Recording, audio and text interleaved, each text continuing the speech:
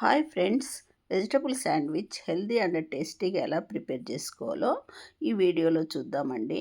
దీనికోసం నేను తీసుకున్న వెజిటబుల్స్ క్యాబేజీ, కార్ను, క్యారెట్, టమోటో, పచ్చిమిర్చి, క్యాప్సికము, ఆనియన్, ఒక లెమన్ అండి. ఈ వెజిటబుల్స్ అన్నీ కూడా వాష్ చేసుకొని పక్కన పెట్టుకోవాలి.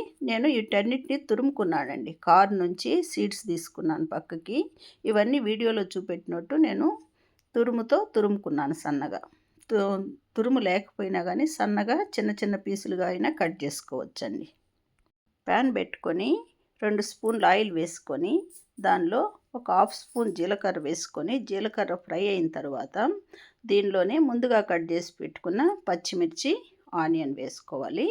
అల్లం వెల్లుల్లి కూడా 1 స్పూన్ వేసుకోవాలండి. నేను పచ్చిమిర్చిలో సీడ్స్ తీసేసినాను. కారం తినగలిగిన వాళ్ళు వేసుకోవచ్చు. కార్న్ వేసుకున్నాను, క్యాప్సికమ్ వేసుకున్నాను. దీన్ని ఇవన్నీ కూడా 1 నిమిషం ఫ్రై అయితే చాలండి. నెక్స్ట్ టమోటో కూడా 1 నిమిషం ఫ్రై చేసుకోవాలి. దీని తర్వాత క్యాబేజీ ఫ్రై అయిన తర్వాత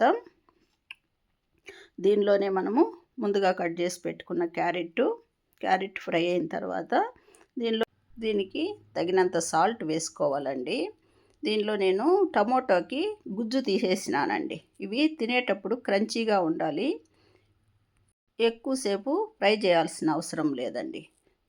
దీనిలోనే పసుపు, కారం, ధనియాల పొడి, జీలకర్ర పొడి, గరం మసాలా వేసుకొని ఇదంతా కూడా ఆ వెజిటబుల్స్కి బాగా పట్టేంత వరకు ఫ్రై చేసుకోవాలండి.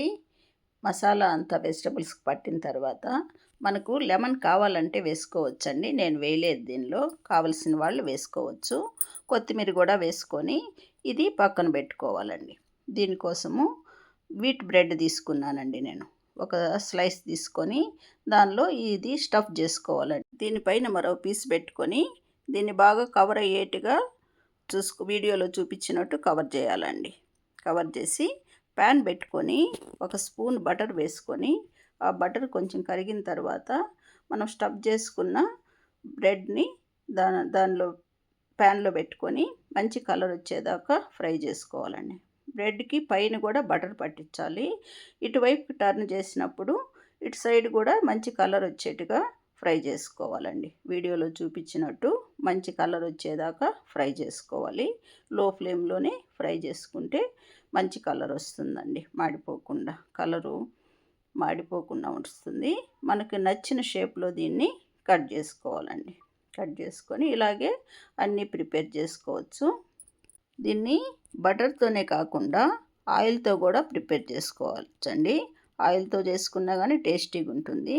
అది ఎలాగానో ఈ వీడియోలోనే చూసేద్దామండి. ఒక బ్రెడ్ పీస్ తీసుకొని దానికి ముందుగానే బటర్ రాసేసి దాన్ని మామూలుగా వెజిటబుల్స్ దానిపైన పెట్టి స్ప్రెడ్ చేసేసి పైన మరో పీస్ పెట్టి ప్యాన్ పెట్టుకొని ఆయిల్ వేసుకోవాలి. ఆయిల్ వేసుకొని మనం స్టఫ్ చేసుకున్న బ్రెడ్ పీస్ని ప్యాన్లో పెట్టుకొని లో ఫ్లేమ్లోనే దీన్ని ఫ్రై చేసుకోవాలండి. ఒకవైపు ఫ్రై అయిన తర్వాత దీన్ని మరోవైపుకి టర్న్ చేసుకొని మరోవైపు కూడా బాగా ఫ్రై అయిన తర్వాత దీన్ని వేరొక ప్లేట్లోకి షిఫ్ట్ చేసుకోవాలండి. ఇలా మనకు నచ్చిన షేప్లో వీటిని కట్ చేసుకోవాలండి. మనకి ఎన్ని కావాలంటే అన్ని ప్రిపేర్ చేసుకొని మనకు నచ్చిన షేప్లో దీన్ని కట్ చేసుకోవాలి. ఈ హెల్తీ అండ్ టేస్టీ రెసిపీ మీకు నచ్చిందో లేదో కామెంట్లో తెలియజేయండి.